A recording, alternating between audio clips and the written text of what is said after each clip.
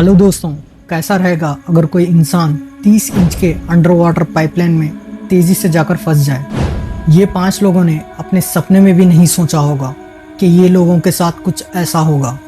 इन 5 लोगों में से सिर्फ एक आदमी हमको ये दिल दहला देने वाली कहानी सुनाने के लिए बच जाता है, जिसको सुनकर आपकी रूह कांप जाएगी।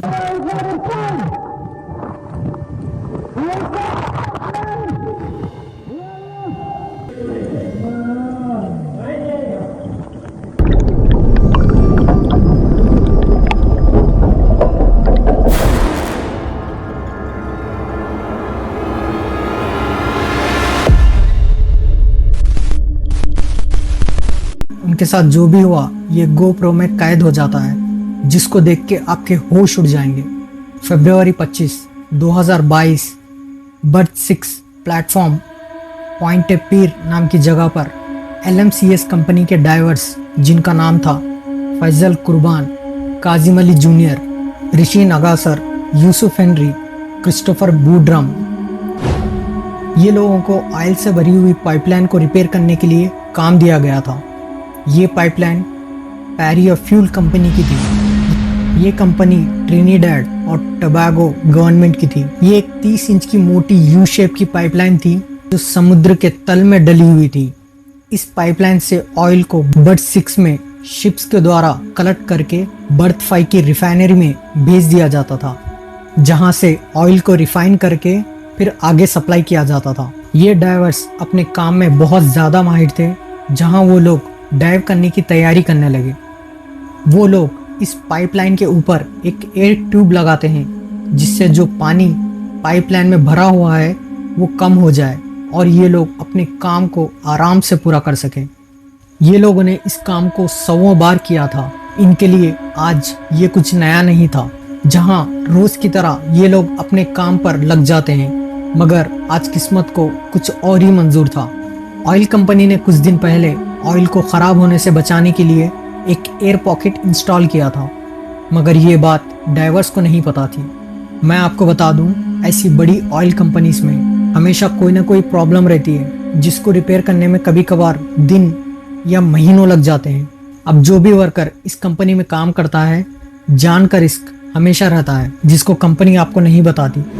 डाइवर्स अपने डाइविंग सूट पहनकर रिपेयर की जगह पर जाने लगते हैं, जहां उन लोगों को इस एयर प्लग के बारे में ज़रा भी अंदाज़ा नहीं था। ये एयर प्लग्स डाइविंग बिल के हाई प्रेशर और पाइप के अंदर के लो प्रेशर को मेंटेन करने के लिए डाले जाते हैं, मगर जब ये लोगों ने इस वाल्व को खोला तो एकदम से डाइविंग बिल का high pressure low pressure area में आने लगा, जिससे एक सक्शन की तरह पानी तेज़ी से नीचे आने लगता है, जिसके साथ साथ ये लोग भी खींचे चले जाते हैं। सक्शन का प्रेशर इतना ज़्यादा था, कुछ ही सेकंड्स में ये लोग पाइप के बीच के हिस्से में जाकर फंस जाते हैं, जहां पर ये लोग करीब 90 सेकंड्स तक पाइप की गहराई में जाते गए और उन 90 सेकंड्स तक ये लोग ऑक्सीजन लेने के लिए तड़प रहे थे, कुछ इस तरह।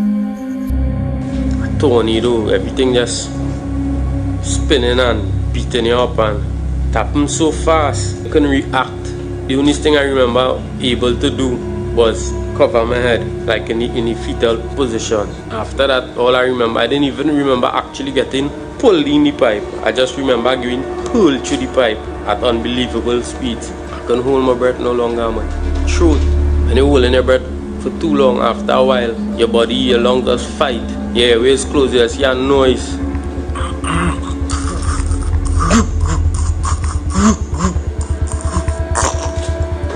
Your body suffering to pull air.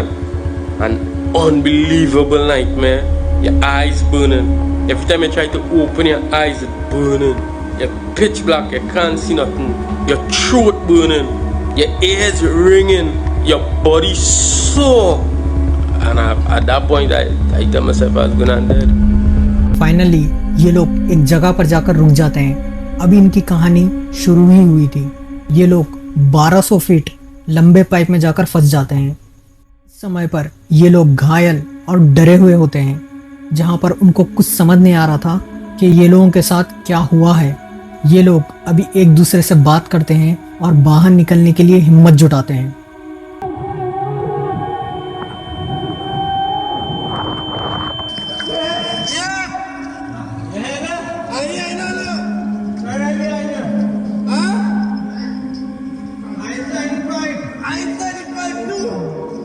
मिलके आगे की ओर बढ़ने का डिसीजन लेते हैं।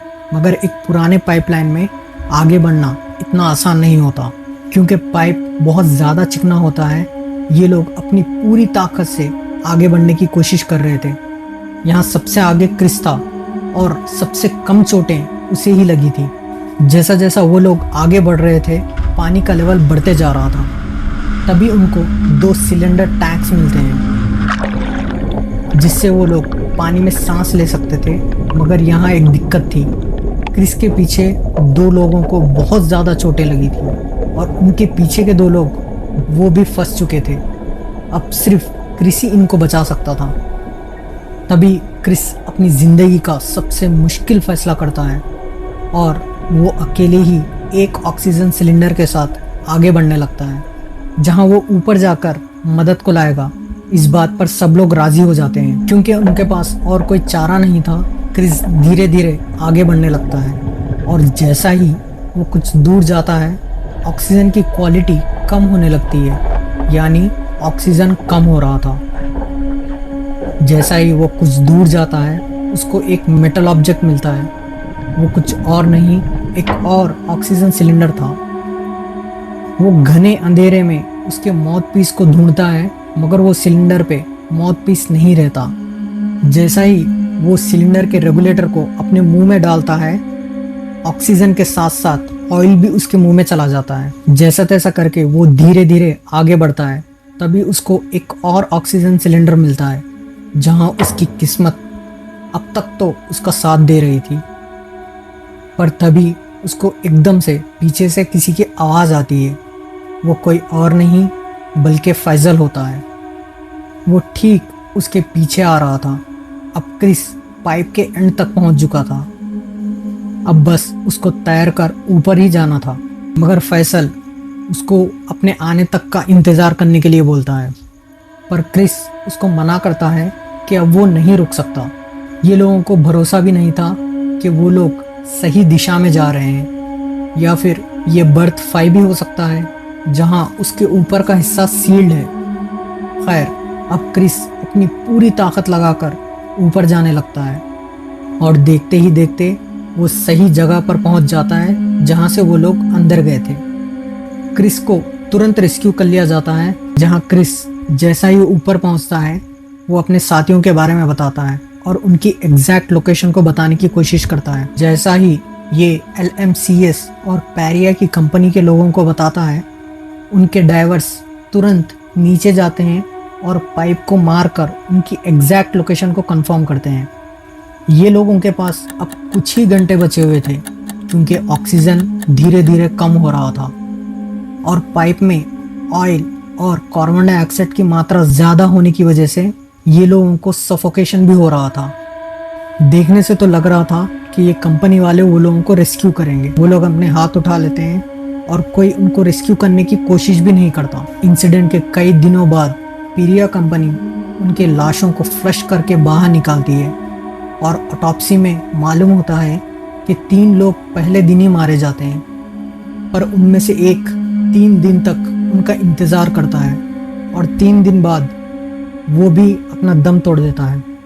पेरी कंपनी पर एक कमीशन बिठाया जाता है, पर आज तक उसका कोई नतीजा बाहर नहीं आता, क्योंकि ये कंपनी गवर्नमेंट की थी। इन पर कोई एक्शन लिया नहीं जाता और ना ही ये कंपनी को बंद किया जाता है। The Commission of Inquiry into the Paria diving tragedy has asked for a further extension of 3 months to deliver its final report. दोस्तों, अगर आपको ये वीडियो थोड़ी भी इंफॉर्मेटिव लगी हो तो click on the like button and the subscribe button, hit on the bell icon to be notified on every update from my channel. Thank you so much and bye. मिलते हैं next video में। Because everything inside me open and rescue you. Everything inside me open and rescue was going on. Nobody was making an attempt to rescue me. I always somebody who doesn't know what's going on, and I was always somebody who could control and see things through, and I feel like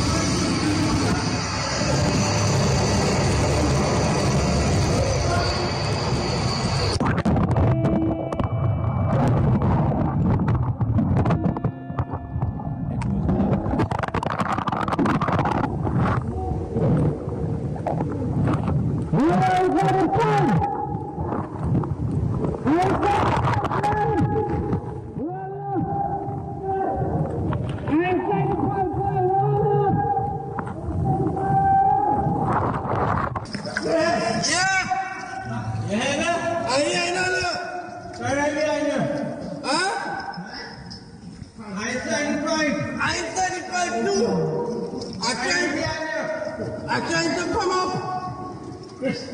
General. Yeah. Yeah. Right behind you, man. All right behind you? You're right behind me? Yeah. Ah.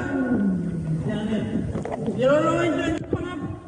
It's not coming up. Who making all that noises? Come on, all that we let's figure it out. We gotta go. We gotta start moving.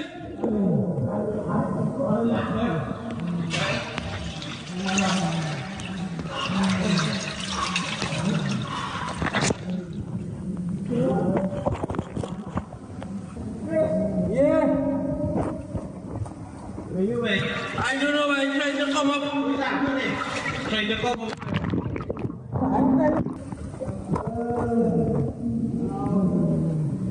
But don't worry, all is good. All is good, I'm gonna get with you this.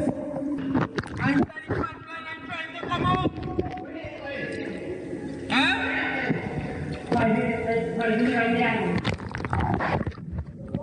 Yeah.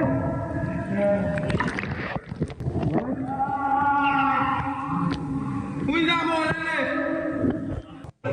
Yusuf? Oh, Yusuf? How long you have to walk before you meet Faizi? You and Faizi was together all the time? Right now, we are fighting with that. Right now. Who else with you? We are fighting alone. Can't with you? Right there. Right there where? Can't everything alright with you? No. Any items break? All the way. Your leg, alright. Five. Anything happen to you? Yeah. A five? No way. Yusuf, anything happen to you? Yeah, boy. What happened? Come on, break.